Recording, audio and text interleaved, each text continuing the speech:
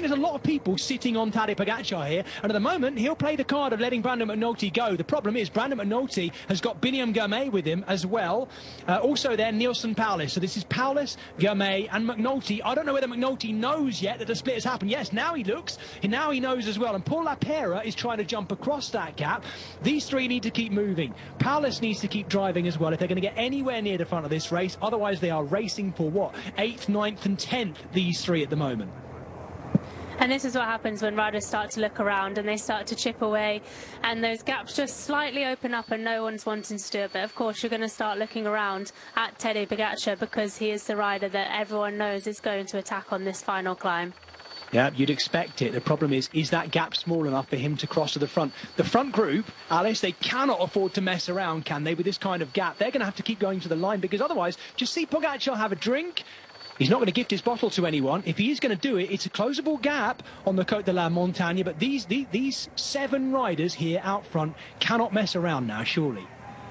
No, they can't mess around. We do still have Pavel Sivakov in this group from UAE Team Emirates as well, who does have the right to be able to sit on with 2 teammates coming from behind. And Astana also making sure that they're still keeping that pressure on at the front with 2 riders there. But this group has really slowed down, and now the peloton have caught the group of Tadej Pogacar. Oh my goodness me, and I think that's the group that's got Michael Matthews in. We still could be on for a 4th victory in a row for Michael Matthews. Do you know, it would not surprise me after watching last year's race too.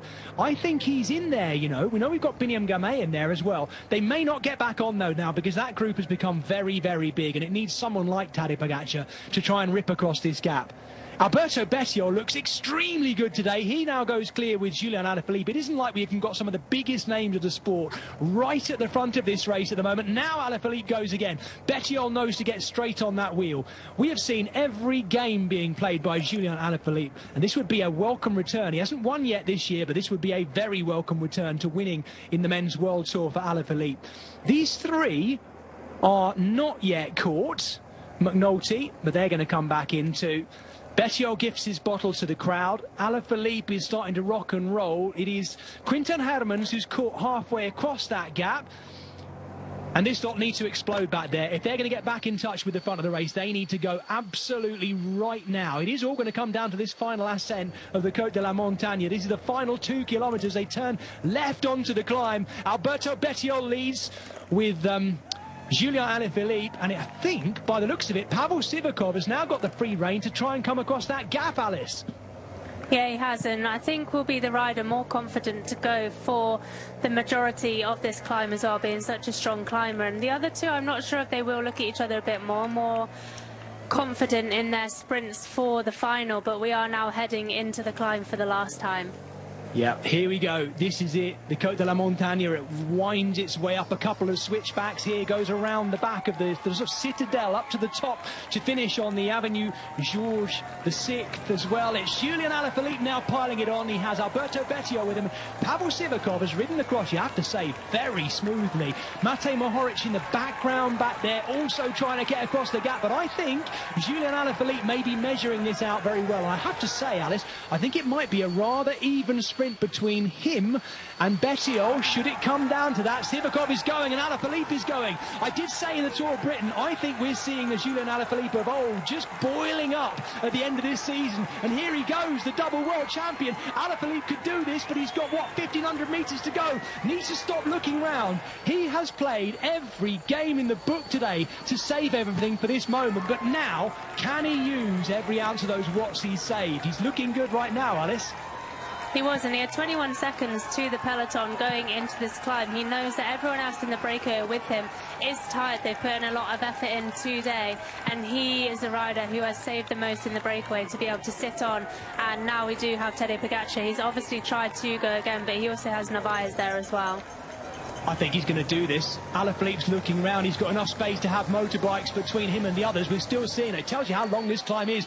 He's still got a kilometre to go. He's going to go under the Flamme Rouge in just a moment. He's got to hang on. Of course, this being Alaphilippe, he's looking round about every 3 pedal strokes. There's the Flamme Rouge. He is clear by himself, the Frenchman. He has played all the games in the book to save as much energy as possible for this moment, and this is where he is trying to measure it out. He'll always have a couple more kicks in him. We saw a really snappy Alaphilippe of old style of acceleration in the Tour of Britain this year, just last week. But here's the chase from behind. It's Alberto Bettiol, Pavel Sivakov.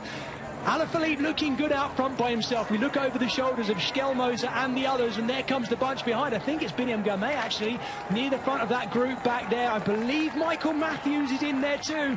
Can Alaphilippe hang on? He's inside the last 650 metres to the line, Alice. What a drag it is now.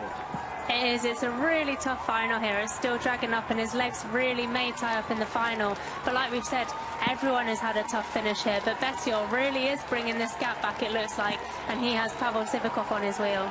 Yeah, Bettiol is coming back at Alaphilippe, but I think, looking at these pictures, I think the Frenchman may have just done enough.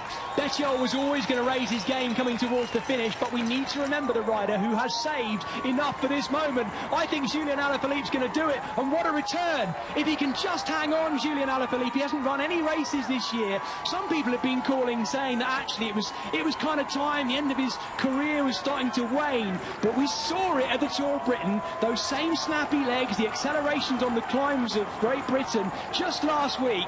Julian Alaphilippe has been boiling to this point. He's got to try and hang on here. Pavel Sivakov giving it one last go. I may be speaking too soon because Sivakov is coming at him, but Julian Alaphilippe, what a return to the top for the two-time world champion. I hinted at it earlier today that Alaphilippe was back to his best, and that is very much up amongst his best there. It's going to be Schelmoser finishing off the best of the rest from behind of what is actually really the bunch coming in. Michael Matthews, three-time winner of this race and defending champion, comes off for a place probably just outside the top 10. But Alice Wood, what a return to the very, very top of the World Tour for Julian Alaphilippe.